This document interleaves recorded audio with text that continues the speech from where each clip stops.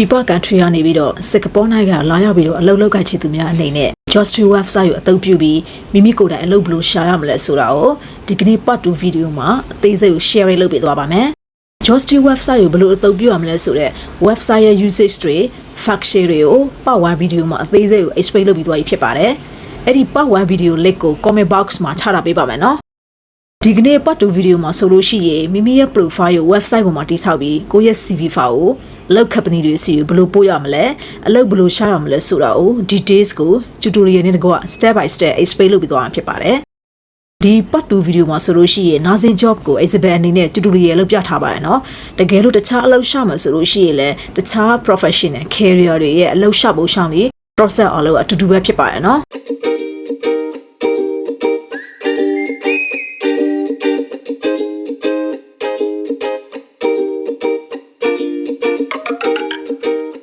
Gmail account နဲ့ Justy website ပေါ်မှာ register လုပ်ပြီးသွားတဲ့အခါပထမဆုံးပေါ်လာတဲ့ page မှာမိမိရဲ့ first name last name ကို fill လုပ်ပေးကို့မှာအလုပ် experience ရှိရဆိုလို့ရှိရင်ဒီ I have experience ကို choice လုပ်မိမိလုပ်ခဲ့မှုတဲ့ job title ရဲ့ name company ရဲ့ name ကို fill လုပ်ပေးကိုလုပ်ခဲ့မှုတဲ့အလုပ် position ရဲ့ starting date ရဲ့ ending date ရဲ့ဒါမှမဟုတ်ရင်အခုလက်ရှိလုပ်နေစဆိုလို့ရှိရင် stay row click လုပ်မိမိယခုလက်ရှိနေထိုင်နေတဲ့နေရာကို describe လုပ်ပေးအလုပ်ရှာမဲ့ကို career ရဲ့ job title ကို choice လုပ်ပေးအားလုံး describe လုပ်ပြီးသွားပြီဆိုရင်ဒီ save and continue ကို click လုပ်ပေးကဲ first step အနေနဲ့ကိုယ့်ရဲ့ profile ကို website ပေါ်မှာ create လုပ်ပြီးသွားပါပြီ title bar ရဲ့ right corner မှာမိမိရဲ့ name ကိုအခုလိုတွေ့ရပါလိမ့်မယ် name ကို click လုပ် profile စီကိုသွားအဲ့ profile နေရာမှာကိုယ့်ရဲ့အလုပ်နဲ့ပတ်သက်တဲ့ information background တွေကိုအသေးစိတ်ကို describe လုပ်ပေးရပါမယ်personal summary မှာဆိုလို့ရှိရင်လည်းကိုအခုလုပ်နေတဲ့အလုပ်ပေါ်မှာမိမိဘယ်လောက်ထိ passionate ဖြစ်လဲကိုရဲ့ skill တွေကိုရဲ့ abilities တွေကဘာတွေလဲဆိုတာကို describe လုပ်ထားပေးရပါမယ်ရှီလျာထွေပြပြီးတော့လည်းရေးစရာမလိုပါဘူးเนาะဒီထိရတဲ့ main points လေးတွေကို formal အသုံးအနှုန်းလေးတွေနဲ့အကျဉ်းချုပ်ပြီးတော့ကိုရဲ့ skill တွေကို highlight လုပ်ထားပေးရပါမယ်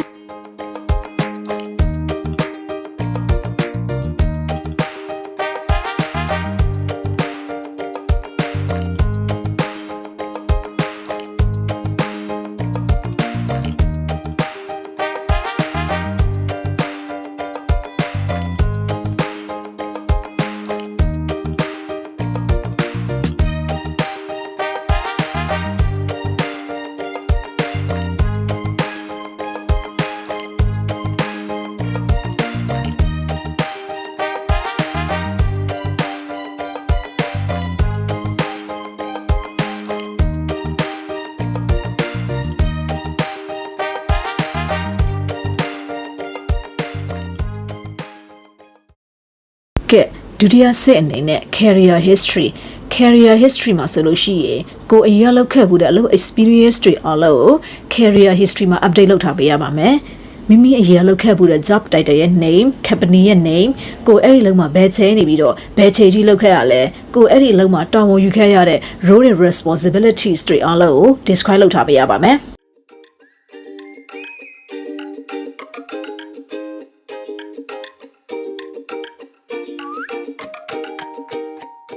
ဒီ arrow click လုပ်ပြီးမိမိမှာရှိတဲ့အလုပ်အတွေ့အကြုံတွေအားလုံးခုနကလိုတစ်ခုချင်းစီကို update လုပ်ပေးကိုယ့်ရဲ့ educational background ကို update လုပ်မယ် education ရဲ့ title အောက်မှာကိုယ့်ရဲ့ educational status ကိုပြည့်စုံစွာ update လုပ်ပေး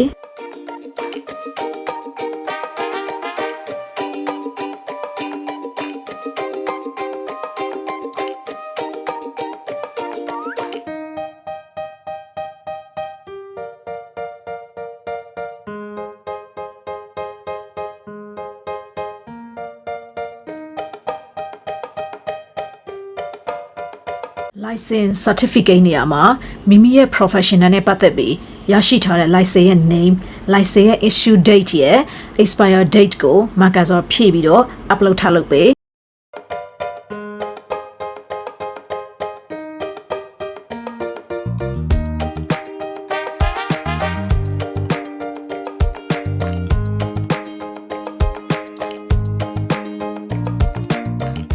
skill နဲ့မှာဆိုလို့ရှိရင်မိမိကြွားချစ်တမ်းမြောက်ထားတဲ့ IT skill တွေကိုမှာဘာ skill တွေရှိလဲကိုကြွားချစ်တမ်းမြောက်ထားတဲ့ skill တွေကိုဒီနေရာမှာ show off လုပ်ပြီးတော့ update လုပ်ပေးလို့ရတာเนาะ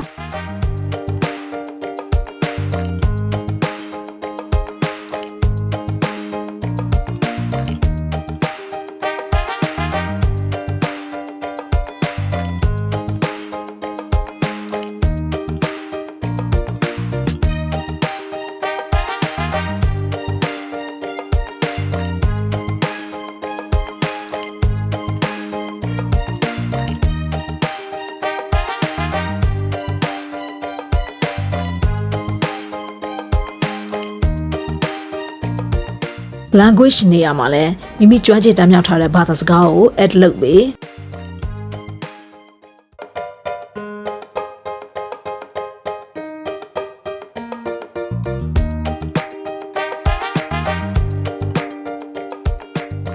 ကဲ language skill တွေကို upload လုပ်ပြီးသွားရင်ကိုယ့်ရဲ့ CV file ကို upload လုပ်ကြမယ်အလုပ်လျှောက်တဲ့အခါမှာခေါ်ယူမဲ့အလုပ်ရှည်တွေအတွက်မိမိရဲ့ CV resume ကအရာကိုအရေးကြီးတဲ့ first impression ဖြစ်တဲ့အတွက်ကိုယ့်ရဲ့ CV file အကောင်းဆုံးဖြစ်အောင် create လုပ်ထားသင့်ပါတယ်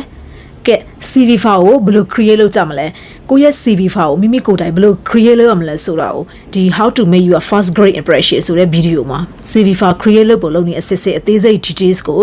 tutorial နဲ့တကွာ explain လုပ်ပြီးသွားပြီဖြစ်ပါတယ် free create လုပ်လို့ရပါတယ်เนาะ video ရဲ့ link ကို comment box မှာချထားပေးပါမယ်เนาะကဲမိမိရဲ့ CV file upload လုပ်ဖို့အတွက် add resume ကို click လုပ် browse ကိုသွားကိုယ့်ရဲ့ CV file choice လုပ်ကဲမိမိရဲ့ CV resume ကို website ရဲ့ profile ပေါ် upload လုပ်ပြီးသွားပါပြီအကယ်၍မိမိရဲ့ CV file ကိုချိန်ကျလုပ်ချင်ရဆိုလို့ရှိရင် edit တစ်ခုလုပ်ချင်ရဆိုလို့ရှိရင်ဒီ add or manage resume ကို click လုပ်ပြီးတော့ changes လုပ်လို့ရပါတယ်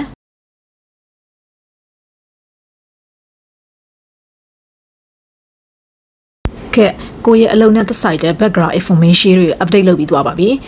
ကိုယ့်ရဲ့ profile ကိုလည်း Justy website မှာ create လုပ်ပြီးသွားပါပြီတခြားအလုပ်ကိုင်တွေတခြား professional career တွေမှာလည်းအဲ့တိုင်းပါပဲเนาะအလုပ်ရှာမှ process အလုပ်အတူတူပဲဖြစ်ပါတယ်ဒီဗီဒီယိုမှာဆိုလို့ရှိရင်နားစေ job ကို exhibit အနေနဲ့ tutorial လုပ်ပြထားပါတယ်တခြားအလုပ်ရှာမှဆိုလို့ရှိရင်အလုပ်ရှာမှ process အလုပ်ကဖုန်းနဲ့ဖြစ်စေ laptop နဲ့ဖြစ်စေအခုလိုရှာမှ step by step details အလုပ်အတူတူပဲဖြစ်ပါတယ်เนาะ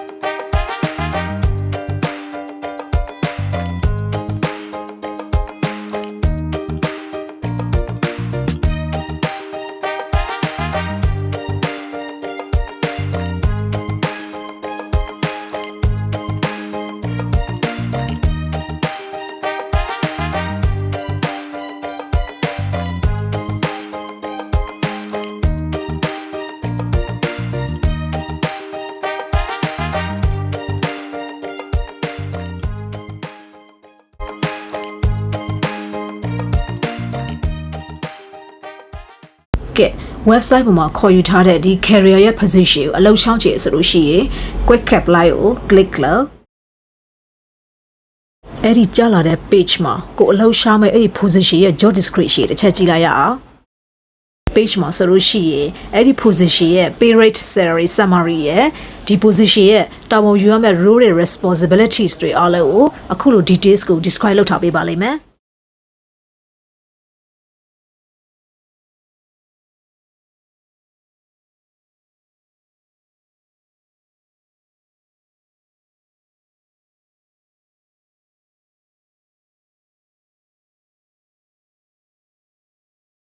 ကဲအဲ့ဒီ position ကို apply လုပ်မယ်မိမိရဲ့ CV file ကို upload လုပ်ပေးကို upload လုပ်လိုက်တဲ့ CV ကို changes လုပ်ချင်ဆိုလို့ရှိရင်ဒီ upload a different resume ကို click လုပ်ပြီးတော့ edit ထပ်လုပ်လို့ရနော် CV file ကို upload လုပ်ပြီးသွားရင် cover letter ကို upload ထပ်လုပ်မယ်ဒီ cover letter ကိုဘယ်လိုရေးရမလဲ cover letter ရေးပုံရေးနည်းအသေးစိတ် details ကိုလည်းနောက်ထပ် video တစ်ခုမှာ share ထပ်လုပ်ပေးပါမယ်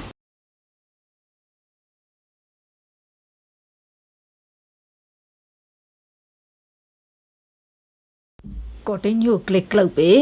ကိုကအလုပ် position တစ်ခုကို join မယ်ဆိုလို့ရှိရင်ဒီ 4 step ကို finish ဖြစ်အောင်လုပ်ပေးရပါမယ် first step အနေနဲ့ choose documents ခုနကိုရဲ့ CV documents တွေကို upload လုပ်ပြီးသွားပြီဒုတိယ step အနေနဲ့ answer employer question တွေကို choice လုပ်ပေးရပါမယ်အကယ်၍ကိုကစင်ကာပူနိုင်ငံအတွင်းမှာပဲလက်ရှိလုပ်နေစေအခြားအလုပ်တစ်ခုကနေပြီးတော့နောက်ထပ်အလုပ်တစ်ခု transfer လုပ်မယ် apply လုပ်မယ်ဆိုလို့ရှိရင် second answer choice လုပ်ပေးအကယ်၍ကိုကတခြားပြည်ပနိုင်ငံတစ်ခုကနေပြီးတော့အခုမှအလုပ်စပြီးတော့ join တယ်ဆိုလို့ရှိရင် number 4 answer ကို choice လုပ်ပေးရပါမယ်ကိုရဲ့ expected salary ကို choice လုပ် continue click လုပ်ပေး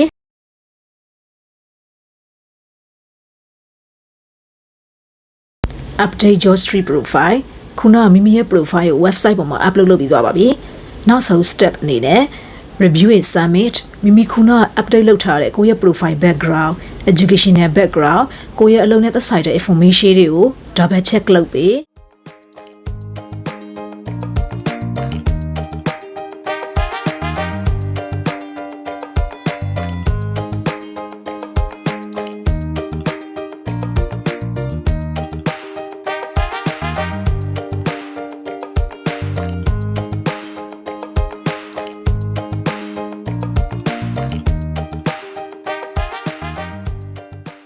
အားလုံး complete ဖြစ်ပြီဆိုရင် submit application ကို click လုပ်ပေး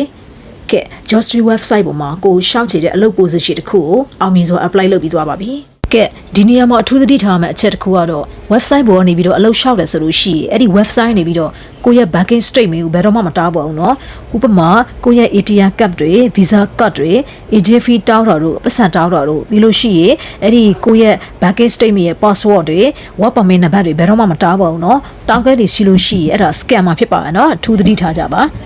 company ကနေပြီးတော့အလုပ်ခေါ်စာကို register လုပ်ထားတဲ့ account ကိုပဲ email ပို့ပြီးတော့ဆက်သွယ်လာပါလိမ့်မယ်